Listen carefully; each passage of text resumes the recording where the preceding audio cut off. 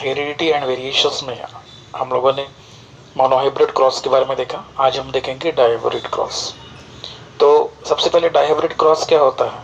तो जैसे Mendel scientist ने मोनोहाइब्रिड क्रॉस में एक कॉन्ट्रास्टिंग कैरेक्टर लिया था, ऐसे ही डायहाइब्रिड क्रॉस, डाई मतलब टू, दो कॉन्ट्रास्टिंग कैरेक्टर्स को लेके उनको उनका क्रॉसिंग करना।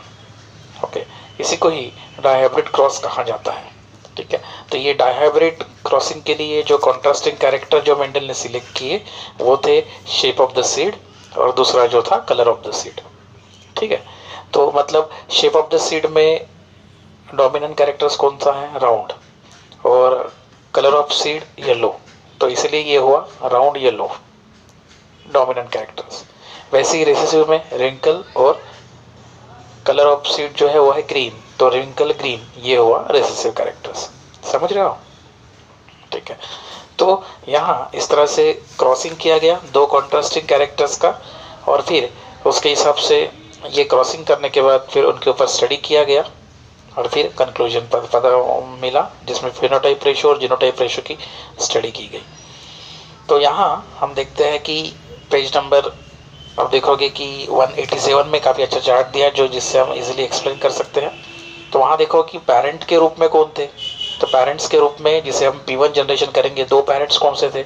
एक थे डोमिनेंट और दूसरे थे रेसिसिव कैरेक्टर्स वाले। मतलब फिनोटाइप जो है, जो एक्सटर्नल अपीयरेंस जो होता है वो राउंड येलो सीड्स और रिंकल ग्रीन सीड, इन दोनों का क्रॉसिंग किया गया। ठीक है, हम जानते हैं कि जो डोमिनेंट कैरेक्टर उसको कैपिटल से लिखते हैं, रिंकल से स्मॉल से लिखते हैं, और इसीलिए उसका जो जीनोटाइप जो है वो capital R R capital Y Y होगा, और रिंकल ग्रीन सीड का होगा small r r small y y. Okay, genotype के बाद वो गैमेट्स को बनाते हैं, और गैमेट्स हम देखेंगे कि ये सिंगल फॉर्म में होता है, जबकि जीनोटाइप जो है ये पेयरिंग में रहे, क्रोमोसोम्स हमेशा पेयर में होते हैं। तो गैमेट्स में ऐसा नहीं होगा कि आर आर और उसके बाद वाई वाई, ऐसा नहीं होगा। वहाँ से एक, उधर से एक, आर आर से एक, मतलब एक आर, और दो वाई वाई, कैपिटल वाई से एक वाई, इस तरह से गैमेट्स कैपिटल आर वाई बनेगा, और उधर से सेकंड टाइप से रिंकल ग्रीन सीड से स्मॉल आर स्मॉल वाई बनेगा। ठीक है, अब इनका क्रॉसिंग होगा जिसे डायहाइब्रिड क्रॉस कहते हैं, और जिसके थ्रू आपको फर्स्ट फिलियल जो जनरेशन मिलेगी वो मिलेगा कैपिटल आर स्मॉल आर और कैपिटल वाई स्मॉल वाई। मतलब इसका अगर हम स्ट्रक्चर देखते हैं, इनको फिनोटाइप के रूप में आउटर अपीयरेंस अगर देखते हैं तो ये क्या मिलेगा? राउंड सीड येलो सीड ही मिलेगी आपको।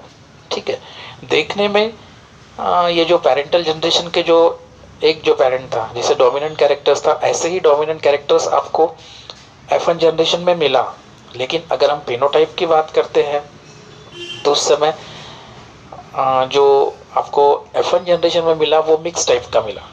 ठीक है ना, मतलब जीन्स जो है मिक्स टाइप में मिला, वेरस आउटर अपीयरेंस जो है वो same like as a dominant character के जैसे मिला।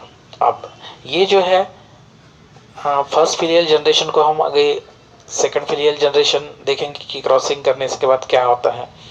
तो उसमें अब P2 as a parenting generation में जो हमें F1 जनरेशन में जो मिला वो अब हमारे पेरेंट्स रहेंगे।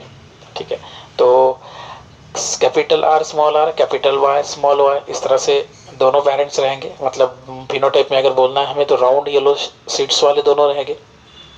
ठीक है, अब ये जो सेकंड जो जनरेशन मिला उसे F2 जनरेशन कहा जाता है, सेकंड फिलियल जनरेशन कहा जाता है। और जैसे उनका कंक्लूजन था, जैसे उनको लगा था कि डायहाइब्रिड क्रॉस में जो F2 जनरेशन में सभी जो प्लांट्स मिलेंगे वो सभी जो प्लांट्स में अलग अलग वेराइटीज़ देखने को मिली, क्योंकि उनके जब गैमेट्स बने, जीनोटाइप से जब गैमेट्स बने तो वो उनके चार अलग अलग पेयर के फॉर्म में मिले। ठीक है, capital R capital Y, capital R small are capital Y, और small Y small Y, small R small Y, इस तरह से दोनों टाइप में भी ऐसे ही मिले। और फिर F2 जनरेशन जो किया गया उसमें 4 मेल गैमेट थे और 4 फीमेल गैमेट थे, उनका क्रॉसिंग किया गया, और जिसके थ्रू फिर टोटल 16 अलग अलग पॉसिबिलिटीज़ मिले। ओके, जो कि पुनेट स्क्वायर के माध्यम से यहाँ काफ़ी अच्छे से दिया हुआ है। इसको हमें क्रॉस करना भी काफ़ी आसान हो जाता है। जैसे मेल गैमेट अगर हम कैपिटल आर कैपिटल वाई लेंगे तो फीमेल गैमेट, और कैपिटल आर कैपिटल वाई अगर लेंगे तो देखो क्या हो रहा है, कैपिटल आर कैपिटल वाई मिला। ठीक है, यहाँ केवल क्रॉसिंग करते समय एक याद रखिए कि हमेशा पहले कैपिटल लीजिए और बाद में स्मॉल लीजिए।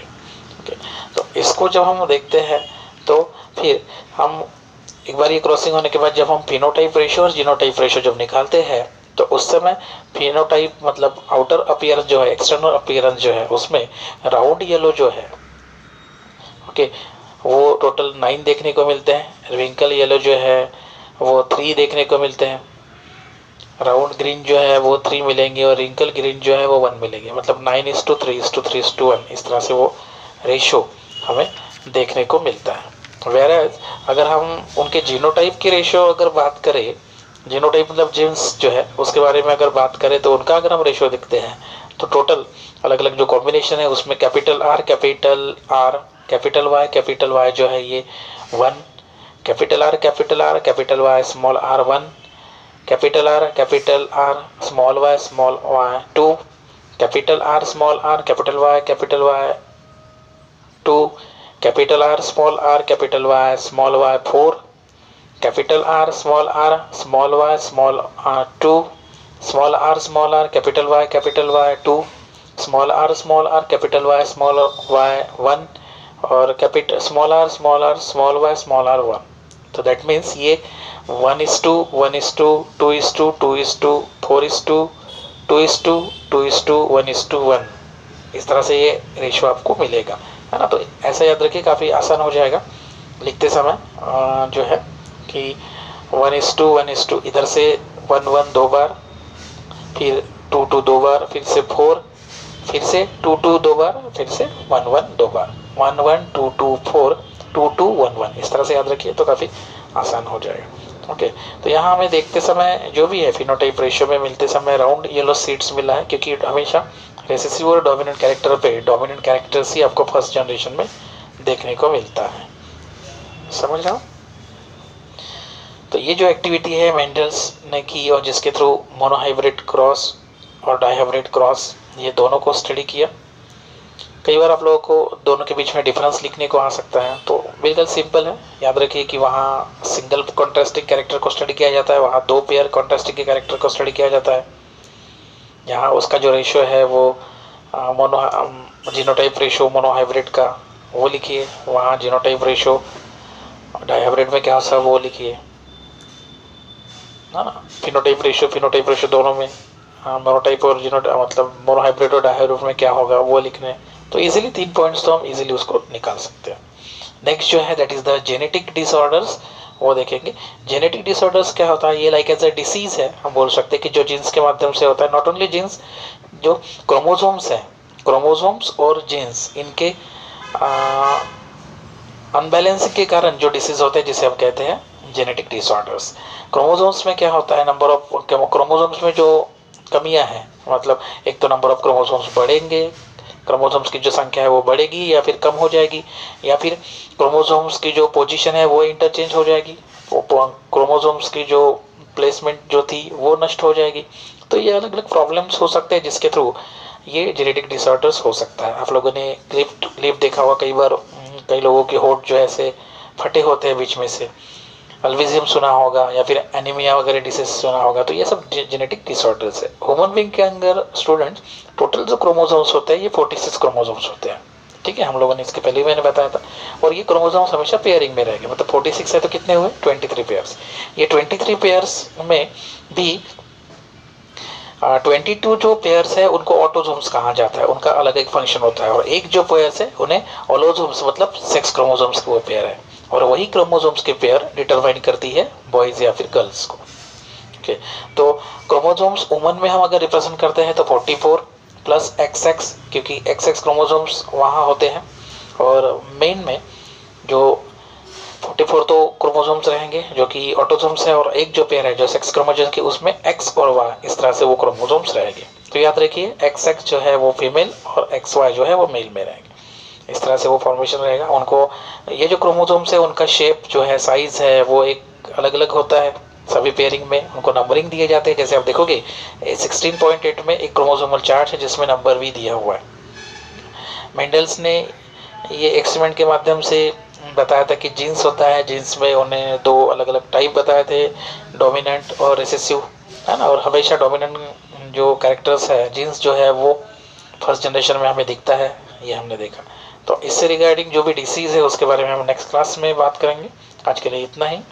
आज हम लोगों ने डायहाइब्रिड क्रॉस देखा, उसके genotype phenotype ratio, contrasting character कैसे सिलेक्ट हुए, पुनेट स्क्वायर, उसका पूरा चार्ट देखा, और साथ में ये जेनेटिक डिसऑर्डर्स के बेसिक कुछ कंसेप्ट देखे। Thank you students.